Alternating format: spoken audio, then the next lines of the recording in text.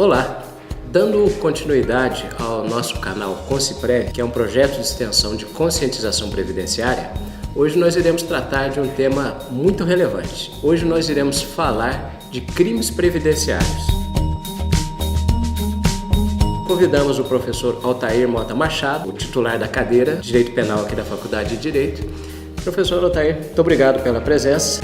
Constantemente nós deparamos com várias dúvidas dos segurados, por algum motivo buscam a agência da Previdência Social e de repente no CNIS, que é o Cadastro Nacional de Informações Sociais, não constam contribuições previdenciárias. E na modalidade de empregado, ele trabalhou, a empresa fez a retenção das contribuições previdenciárias e não repassou ao INSS. Isso tem alguma punibilidade? Como que o direito penal verifica essa questão? Na verdade, nós temos hoje alguns subtítulos que são considerados crimes previdenciários. Então, dentre eles, talvez um dos mais importantes está dentro da apropriação indébita. Então, na apropriação indébita, o crime comum é um crime contra o patrimônio e ele se caracteriza basicamente quando alguém tem a posse de um objeto, e esse objeto pode ser valores, pode ser dinheiro, e ele se comporta como se fosse dono. Então, dentro da apropriação indébita comum, criou-se um subtítulo que é chamado apropriação indébita previdenciária. Está no 168, letra A. Então, o que diz esse subtítulo? Diz que quando o cidadão, o trabalhador, ele tem descontado os valores que deveriam ser repassados para a Previdência e não são repassados, quem faz esse não recolhimento, quem toma posse desse dinheiro, comete o crime de apropriação indébita previdenciária. Perfeito. Professor, ainda existe uma outra possibilidade que também nós deparamos quando o segurado ele falsifica os documentos. Eu já vi algumas questões de falsificação de carteira de trabalho, a pessoa falsificar certidão de casamento, certidão de nascimento para fazer prova, principalmente na questão de aposentadoria por idade de trabalhador rural e trabalhador urbano. Como que o direito penal pode resolver essa questão? Então, nesse caso, nós vamos entrar num outro capítulo, que são os crimes de falsificações. Então, o artigo 297, ele traz a falsificação de documento público. Então, quando existe qualquer alteração, qualquer modificação dos dados nesses documentos, principalmente da carteira de trabalho, com a intenção de criar situações inexistentes, comete o crime de falsificação de documento público, com pena de 2 a 6 anos. Essa questão também está ligada quando existe a inserção de dados falsos no sistema, porque nessa questão da carteira de trabalho, as pessoas colocam alguns registros, para aumentar o tempo para aposentadoria por tempo de contribuição.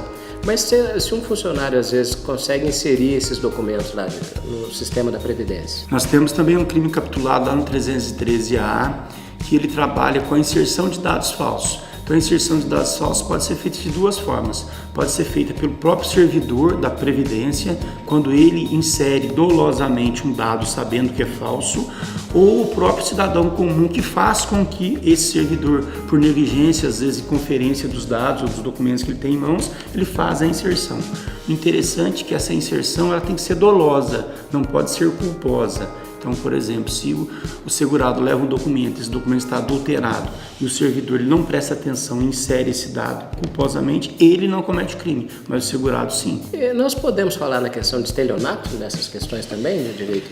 Existe esse termo estelionato previdenciário, porque o que é o estelionato? O estelionato é todas as vezes que um cidadão ele obtém uma vantagem econômica mediante uma fraude. Então, se a gente parar para pensar que o segurado, a intenção dele é ter um retorno da sua pensão, do seu valor ali, ele vai estar cometendo estelionato sim. Nós damos o nome de estelionato previdenciário. E vale uma última informação também, que durante anos eu deparei com uma situação que às vezes o segurado acaba falecendo e os dependentes continuam recebendo benefício. Hoje a legislação, os próprios mecanismos da Previdência já coibiram muito essas questões, mas é importante a pessoa saber que ela não pode continuar recebendo benefício.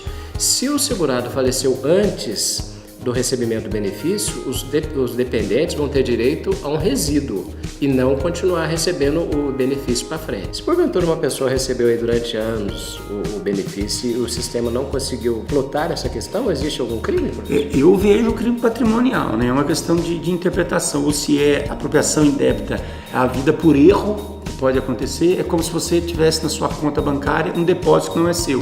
Não é, alguém depositou errado na sua conta. Se você toma posse desse dinheiro, você comete o crime do 169. Apropriação indébita por erro de outrem. Pode ser essa versão, mas como é doloso, porque a gente parte do princípio que o familiar tem conhecimento do falecimento do segurado, e eu acho que ele comete estelionato. Então, já encerrando, eu quero orientar a população no geral que, se porventura você requerendo benefício da Previdência Social, as contribuições não estiverem encostando no sistema, a Previdência não pode negar o benefício, não pode indeferir por esse motivo. Ela tem que conceder o benefício, nem que seja pelo salário mínimo, e depois o segurado vai fazer prova através dos olerites, comprovando qual efetivamente era o seu salário de contribuição para que possa ter direito ao benefício. Eu quero agradecer ao professor Altair pela gentileza e pela brilhante exposição nesse dia de hoje. Eu agradeço, muito obrigado.